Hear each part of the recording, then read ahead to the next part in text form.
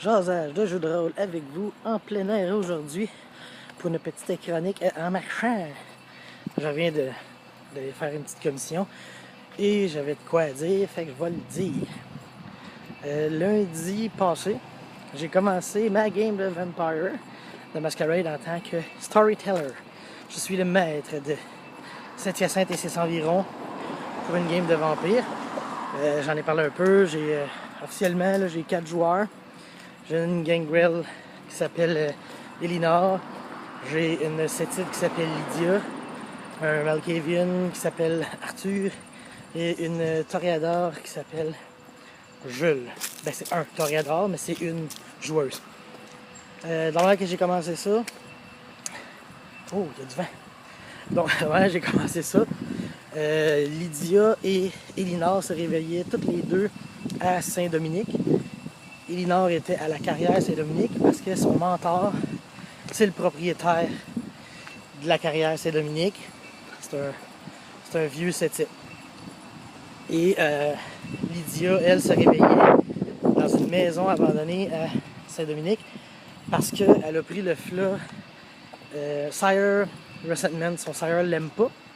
Fait que je l'ai joué qu'elle s'est chicanée hier avec. Après ça, j'avais...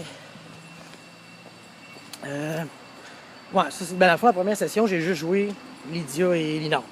Donc, Lydia s'est rendue au Carré Saint-Dominique parce qu'elle connaissait le propriétaire, parce que c'est un Sétite lui aussi, qui s'appelle Isaïde Chouinard.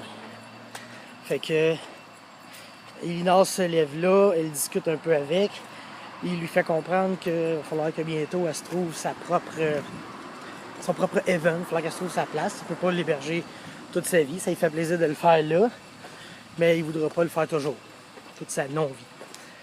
Et Lydia, elle s'est rendue là-bas, elle est allée le voir à son bureau, fait qu'il y avait les deux joueuses dans le bureau, il a parlé un peu avec, il a dit ben, je vais vous fournir un chauffeur puis je vais vous amener à Saint-Hyacinthe, dans la ville. Fait que ils sont partis dans sa superbe limousine de Sétite. Puis ils se sont rendus ceux qui connaissent Saint-Hyacinthe, au Jean Coutu dans le bas de la ville. Rendus là, les deux joueurs se sont séparés. Lydia est partie de son bar, elle est allée faire des recherches pour trouver où est-ce qu'elle pourrait trouver des semblables. Puis elle a appris qu'il y avait un bar dans le bas de la ville. À ce moment-là, je ne l'avais pas nommé, mais là, j'ai trouvé un nom. C'est le Lost Angel. Fait que le Lost Angel, c'est un bar où les vampires se tiennent. En fait, ceux encore qui connaissent la région, c'est le Trash, c'est l'Anti. Le bar a changé de nom souvent. Et là, je pense qu'il a fermé pour vrai dans la vraie vie. Donc, j'ai décidé de le reprendre, de le renommer et d'en faire un nouveau bar. L'histoire dans mon monde, c'est que le propriétaire de ce bar-là, c'est un vampire. Mais il utilise des ghouls comme front, faux propriétaire, puis il change pour pas que, justement, le bar pogne de la popularité puis que les vampires y aient la paix quand ils vont là. Fait que Lydia avait des recherches et elle trouve ça que c'est là. Fait qu'elle se rend là-bas, puis il y a un vieux vampire qui est là. Quand je l'ai décrit, j'ai dit qu'il ressemblait à un Man in Black. Eux autres, ils connaissent pas tout ça. C'est un Giovanni qui est là. Relax, couvert en polar. Fait qu'il relaxe, puis il dit qu'il est venu voir de la famille. Fait que discute avec, ça reste de même. Pendant ce temps-là, Elinor, elle, qui est gangrel, elle part, puis elle s'en va proche de la nature. Puis elle se rend sur le bord de la rivière. Sur le bord de la rivière, elle veut se nourrir, dans le fond. Fait qu'elle arrive là, il y a 3 jeunes punks qui font un feu de camp sur le bord de l'eau. Fait qu'elle s'approche, puis elle réussit à en charmer un. Elle réussit à en charmer un, puis le ramener, à aller avec lui chez eux.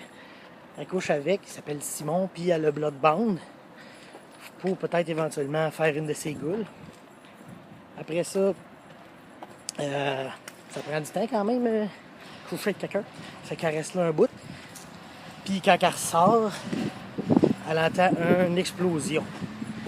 Comme au bout de la cascade, la rue Cascade. Pendant ce temps, Lydia, qui est toujours avec le Giovanni au Lost Angel, elle aussi a fini sa discussion un peu.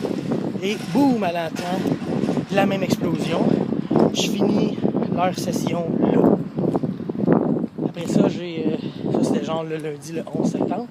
D'ailleurs, j'ai fait commencer ma game le 11 septembre dans le jeu. Ça commence là, comme ça. Après ça, la semaine d'après, je voulais faire l'introduction de mes deux autres personnages, Jules et Arthur. Jules et Arthur. Jules se réveille dans une usine désaffectée sur le bord de la traque de chemin de fer à Saint-Hyacinthe. C'est un peu son lab, sauf que c'est pas très sécuritaire. Tu sais, à la limite, elle pourrait se faire attaquer là, pendant le jour, se faire découvrir, etc. Fait qu'elle aussi, il faudra qu'elle se trouve une place avant longtemps. Fait qu'elle se réveille, puis ce personnage-là, il est addicted il est addicté à la poudre, fait que ça y prend de la poudre dans le sang qu'il boit, et il ne se nourrit pas de roux. Fait que ça, c'est quand même un combo drôle, t'sais. Bien sûr, ça y prend sa dose le matin ou le soir, dans le cas présent. Fait que il part, Jules part, puis c'est une vue en fou. Jules part et s'en va au Speedy Bar. Je dis là, il y a de la poudre. Fait que il arrive là, fait un petit jet, spot un dealer de poudre. Fait que elle s'en va le voir, jase un peu avec. Elle y en achète un peu pour peut-être se simplifier la tâche quand ça va être le temps de se nourrir. Et prend son temps et spot des clients aussi de ce gars-là qui en achète. Fait comme ça, elle va savoir, elle va spotter ses victimes. Fait que elle passe une bonne partie de la soirée là. Fait cocasse un moment donné. Elle check le monde, puis dit bon ben, faudrait que je me nourrisse puis tout, tu sais. Fait qu'elle attend qu'un des clients qui prend de la poudre, ça rentre dans la salle de bain. Fait qu'elle dit bon, il y en a un. Fait qu'elle se lève pour le suivre. Puis là, je dis ben, brasse un dé de chance. Ça, on fait ça avec l'autre game du mercredi, un dé de chance, un dé de 10. Le plus haut, le mieux. Elle pogne 1. Fait que je dis, le gars, il ouvre la porte de la salle de bain. La lumière de la salle de bain, tu réalises qu'il est roux. C'était hilarant parce que elle s'attendait à se nourrir, puis finalement, elle se dit « Ah, fuck, c'est exactement sur quoi je me nourris pas, les roux. » Fait que ça l'a coupé son envie de se nourrir là, t'sais. Et éventuellement, elle aussi, avant longtemps, elle a entendu l'explosion qui était rendue à la même place que les deux autres. Et finalement, Arthur, j'ai de la misère à me souvenir de lui parce que il a tellement fait de stock. Je me souviens, ok, il s'est réveillé lui premièrement. Il s'est mis ressources à 5. Fait que ressources à 5, il est propriétaire de 2 bars. 2 bars qu'il n'a pas nommés encore. Fait qu'il va... il fait ces ressources-là, puis il me parlait que son bonhomme, son projet, c'est de faire un genre d'hôtel de vampires qui va pouvoir avoir des chambres là pour héberger les vampires qui n'ont pas de heaven, des choses comme ça. Fait qu'il se lève au début de sa nuit dans son bar, il sort, puis il y a un seul client. C'est un habitué qui s'en va jaser. Sans penser, il me demande son nom, ce qu'il fait, blablabla. Fait que moi, je dis que c'est un menuisier qui s'appelle Gilles. Fait que Gilles, le menuisier, ben, Arthur, ce qu'il fait, ben, il propose « Man, je veux que tu m'aides à faire une pièce. Je veux que tu m'aides à construire des locaux dans mon bar. Puis, je vais te payer un montant et ta bière préférée tous les jours. Genre, une bière par jour jusqu'à la fin de ta vie. Là. » Fait que là, il accepte finalement le deal. Fait que Gilles, il va accepter de faire les chambres d'hôtel, genre. Après ça, il sort de son bar et il s'en va se promener en ville. Et c'est ça, lui tout, il se met à chercher où est-ce qu'il pourrait... Ah, je suis un vampire, le soleil m'affecte. Lui tout, il se met à chercher où est-ce qu'il pourrait trouver d'autres semblables à lui. Fait qu'il part et il trouve le Lost Angel, lui ici. Fait que au Lost Angel, il rentre là. Il n'a pas le temps de jaser beaucoup. Il y a l'explosion justement, lui tout, qui fait que tout le monde est à la même place. Là, j'ai comme arrêté cette section-là. C'était vraiment l'intro. Je vous dirais que ça a été beaucoup de roleplay, très peu de jet de dés. C'était plus pour mettre les joueurs dans le contexte de la chronique. Fait que là, c'était seté. Moi, personnellement, j'avais rien prévu d'autre. J'avais dit, il y a une explosion, puis c'est ça. On verra comment que les joueurs réagissent à ça. Et ils ont très bien réagi. Il y en a qui sont allés, je pense qu'ils sont tous allés voir l'explosion. J'ai continué juste un peu après. Et c'est ça.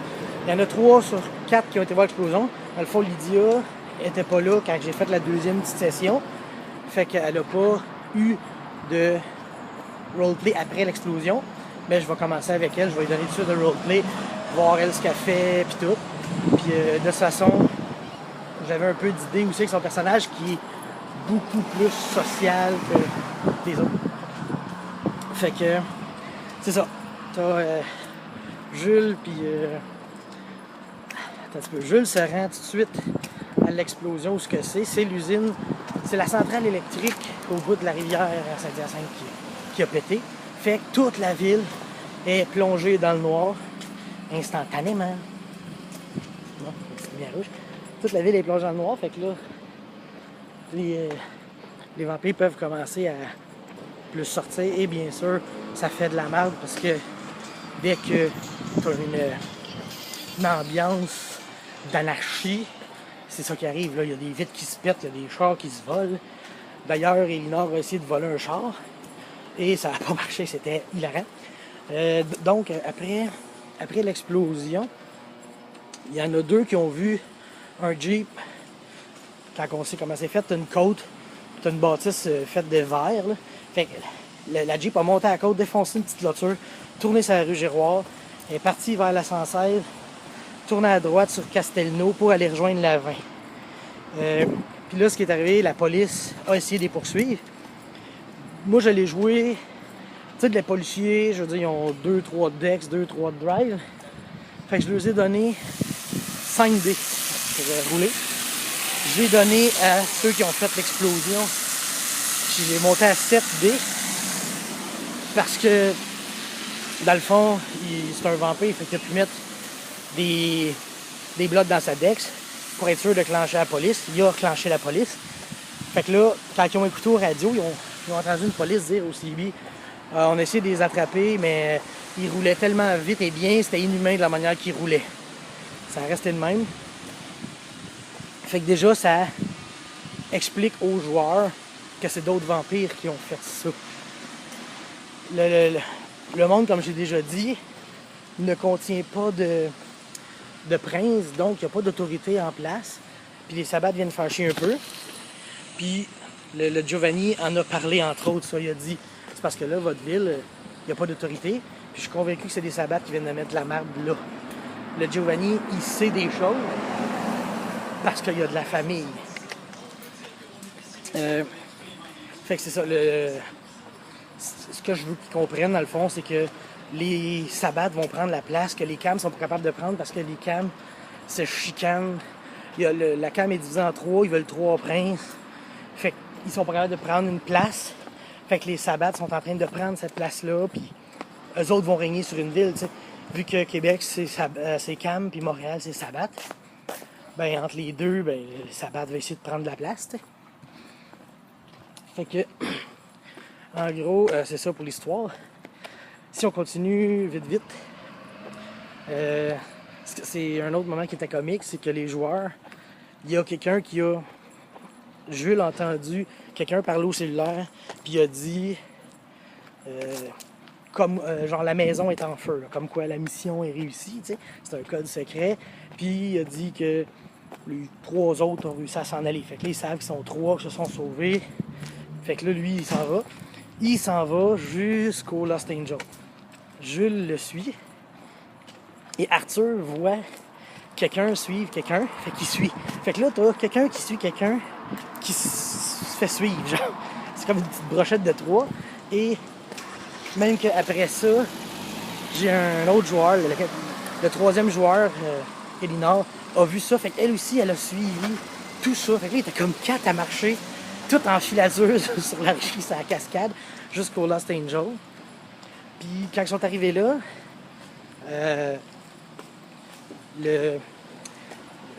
l'inconnu est rentré dans le bar. Jules n'est pas rentré parce qu'il y avait du monde en avant. Fait que Jules a jasé avec le monde en avant. Finalement, il s'est trouvé un vieux poudré pour aller se nourrir parce qu'elle avait besoin de sa poudre, qu'elle n'avait pas pu se nourrir sur le coup. Je parle! Fait que, il y a ça. Après ça, Arthur, lui, il est rentré. Il est rentré dans le Lost Angel. Et il n'y avait personne dans le Lost Angel, à part le propriétaire. Fait que là, il jase avec le propriétaire. Le propriétaire dit qu'il n'y avait personne ici, blablabla. Fait qu'ils comprennent pas trop. Après ça, quand il y a un client qui est rentré après ça, il a tenu la porte un peu plus longtemps que normalement. Tu sais, quand tu rouvres, tu rentres dans un commerce, tu pousses la porte, tu rentres. Ben lui, il l'a poussé puis il l'a tenue ouverte 2 secondes. Puis, tu sais, fait que c'est comme s'il avait laissé quelqu'un passer. Fait que là, Elinor a vu ça.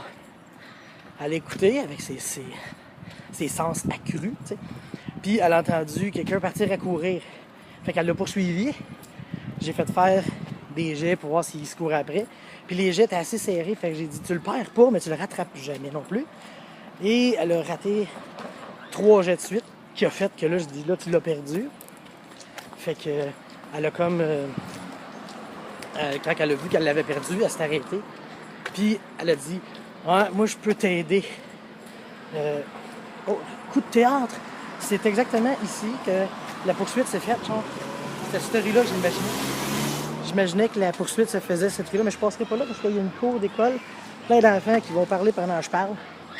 Fait que, en tout cas, c'est ici que ça s'est fait. Puis, vous voyez comme là-bas, il y a une... Je sais pas quand elle pointer, genre.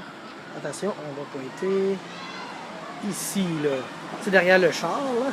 Bon, ben là, il y a quelqu'un qui est sorti de l'obfuscate, mais il y avait un spot de lumière en arrière de lui, fait que tu voyais juste comme son ombre. Puis il a demandé, genre, tu penses m'aider, tu penses pouvoir m'aider, blablabla. Fait que là, c'est ça, j'ai dit au joueur, check ta feuille. T'as quelque chose pour ça, parce que vu qu'elle est dans le noir, elle peut, tu sais, Protein 1, tu vois complètement dans le noir. Fait que j'ai dit, check ta feuille, lis tes pouvoirs. Fait que là, oui, avec Protein 1, tu vas pouvoir voir dans le noir. Fait qu'elle active Protein 1 pour voir dans les ténèbres. Parce que là, dans le noir, ça faisait un petit peu redondant. Dans le noir, dans le noir, dans le noir. C'est pas au noir tout le temps dedans. Fait que dans les ténèbres, elle voit mieux, bien. Et elle voit que le gars, il a la face noire, mais tu sais, noir, pas africain, genre noir, couleur noire, tu sais. Ceux qui connaissent les Assamites deviennent noirs, plus qu'ils vieillissent, plus qu'ils diablerisent, plus qu'ils tuent. Là. Fait qu'en gros, c'est ça. Fait qu'elle a pogné, elle a vu un Assamite dans la ville, fait qu'elle sait qu'il y a ça. Puis, mais elle ne sait pas qu'il travaille avec ceux qui ont fait péter la centrale, tu sais. Les autres, Jules sait qu'il y a quelqu'un qui a parlé pour dire la mission réussie. Elinor a poursuivi cette personne-là sans savoir ça. Fait que quand les informations vont se raccorder, ben ça va être cool. D'ailleurs, revenons à Jules. Jules est retourné voir son dealer de poudre au bar. Puis elle y a parlé, puis elle a demandé, genre... Parce que, ah oui, elle a de la... Je pense qu'elle a de la science. Elle est allée sur le lieu d'explosion pour sniffer, checker qu'est-ce qui se passe. Puis, avec Ospex, elle a réalisé que ça sentait... Ou c'était clairement du C4 qui a été utilisé. Fait qu'elle est allée voir le dealer de drogue, puis elle a dit... tu connais-tu quelqu'un pour du C4, blablabla. Genre. Fait que ça, c'est une affaire que j'avais pas pensé qui pourrait arriver. J'ai trouvé ça super génial. Thumbs up, Jess. D'aller voir l'explosion, c'est que ça peut venir, t'sais. Fait que il y a ça qui est comme une mission qui est plantée. Fait que c'est ça. Puis Arthur, lui, en gros, éventuellement, il a comme rencontré d'autres vampires. Il a rencontré Elinor. Puis il a discuté avec. Puis les deux se sont rendus au Lost Angel pour parler avec le Man in Black, le Giovanni. T'sais. Fait qu'eux autres aussi l'ont rencontré, ils ont parlé. Il nous a dit qu'il venait voir de la famille. Et là, ils ont su un peu plus c'était quoi la famille, tu sais. C'est son frère qui vient voir. Mais il y en a un qui a 3 d'occulte, l'autre 0. À force de parler avec, 3 d'occulte a compris que son frère, c'est un esprit. C'est pas un humain, c'est pas un vampire, c'est juste un esprit. Puis que l'esprit, il a suivi la voiture qui a fait l'explosion jusqu'à Montréal, puis est revenu. Fait qu'il sait que c'est des sabbats de Montréal qui ont fait le coup. Là, Arthur et Elinor ont fait un pack un peu, puis ils se sont donné chacun un blood, genre. Parce qu'ils laissent bloodband à un pour ça. Parce que dans le fond, Arthur, qui est le Malkavian mégalomane, il veut être sûr de jamais se faire trahir. Fait qu'il essaie de bloodbander à peu près tout le monde juste à un. Juste pour, tu sais, que ça soit correct. Genre pas pour les grands esclaves, rien. Juste pour se protéger les arrières, mettons. Puis Elinor, elle a dit, OK, oui, ça va, on va se faire confiance et tout, tu sais. Sauf que ce qu'elle sait pas, c'est qu'il est unbandable. Fait que lui, il rit, tu sais. Il s'en crise du monde, il donne son sang. Fait que c'est ça. Puis là, la session, Jules, ça a fini pas mal sur ça, la découverte du dealer, son dealer qui peut y trouver des bombes. Et c'est l'autre, Arthur et Elinor, ils ont suivi le Man in Black au bar de Arthur pour faire un rituel pour parler avec son frère.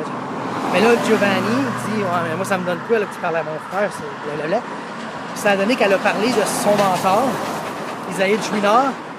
Isaïe Chouinard qui est un vieux vampire, et le Giovanni qui s'appelle Lucien est un vieux vampire.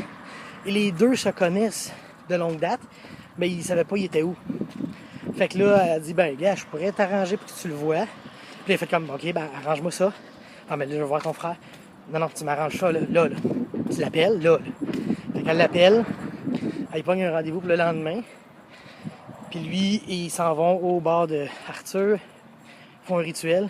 Puis je dis, le Giovanni fait son rituel, puis à la fin du rituel, il y a un esprit qui commence à apparaître. Fin de game. Fait que j'ai fini la game comme ça pour cette session-là. Les joueurs vont commencer dans un meeting avec un fantôme, un esprit. Puis les autres, on verra.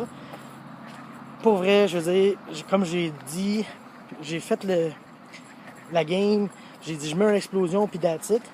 Puis avec les réactions des joueurs, j'ai été capable de tisser plus mon histoire. Puis ça m'a pris 0 seconde de travail, là. J'ai juste joué. J'ai réagi comment je pensais que mes personnages, mes NPC réagiraient. Puis c'est tout. Je veux dire, j'ai créé des NPC quand j'ai fait ma game. Ils n'en ont pas rencontré un, je pense. À part le mentor. Toutes les autres, c'est des NPC nowhere qui ont parlé puis qui ont donné de l'importance à ces NPC-là. Fait que je vais être obligé de grossir ma bande de NPC. Il n'y a pas eu de combat encore. C'est sûr qu'il va en avoir parce que les sabbats sont en ville. C'est sûr que ça va faire de la chicane. Hein? Fait que, en gros, c'est pas mal ça mes 2 sessions de VEM que j'ai faites. On continue ça lundi prochain. Je sais pas si je vais faire des résumés à chaque fois ou tout. C'est juste que là, ben, ça me tenait à cœur d'en parler parce que c'est ma première game que je DM. Puis c'était OK, c'était cool en salle d'être DM puis que ça coule aussi bien. J'avais des craintes un peu, j'avais jamais DMé du VAMP. Puis non, ça va super bien. Mes NPC, j'y vais avec un certain nombre de dés que je juge appropriés. Tu sais, je savais pas, j'ai rien préparé. Puis je m'impressionne à quel point ça va bien. Là. Fait que j'espère que mes joueurs aussi aiment ça. Ils ont l'air d'aimer ça. Fait que la game devrait continuer un bon bout. C'est ça, Elinor, elle a parlé que peut-être qu'elle voudrait devenir la prince de Saint-Hyacinthe. Isaïd, les gens voudraient qu'Isaïd le devienne, mais lui ne le veut pas. Il a dit qu'il serait peut-être prêt à aider Elinor à le devenir, mais mieux d'avoir les reins solides parce que c'est pas facile. Ça te prend soit de la puissance, soit des alliés. Puis il faudra qu'elle se fasse les deux, je pense. Fait que c'était ça, c'était un jasage de jeu de rôle en marche qui vous dit à la prochaine, mes chers copains. On se rejase comme ça. Ça donne bien. J'approche de chez nous puis j'ai le bras colissement mort. Fait que, bye tout le monde!